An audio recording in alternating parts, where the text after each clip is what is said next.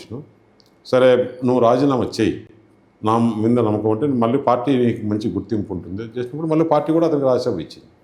కాబట్టి ఇటువంటివి కన్విన్సింగే కన్విన్స్ చేసి ఇప్పుడు మీరు మోడీని చూడండి, మనం దేశం కోసం ఎంత పోరాడుతున్నాడు, దేశం కోసం మంచి చేస్తున్నాడు, ఎక్కడక్కడ ఒక చిన్న కరప్షన్ ఇష్యూ లేదు, ఆయనకు వేరే ఫ్రెండ్స్ బంధువులు అటు ఇటు అనేది ఏం లేదు, ఓన్లీ ఈ దేశాన్ని బాగు చేయాలి, ప్రపంచంలో మంచి ఇది తీసుకురావాలి, మొత్తం యావత్ ప్రపంచంలోనే భారతదేశంలో జీడిపి కానీ గ్రోత్ రేటు బాగా రావాలని చేస్తున్నాడు, డెవలప్మెంటు ప్లస్ వెల్ఫేర్ రెండు తీసుకుపోతున్నాడు.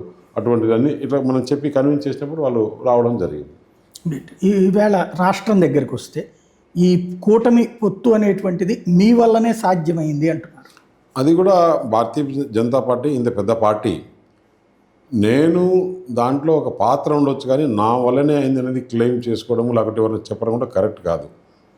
ఇప్పుడు ఏదైతే ప్రధానమంత్రి వికసిత్ భారత్ 2047 కల్లా మనం ప్రపంచంలో 1, 2, 3 ప్లేస్లో ఉండాలి అని ఆలోచన చేసినప్పుడు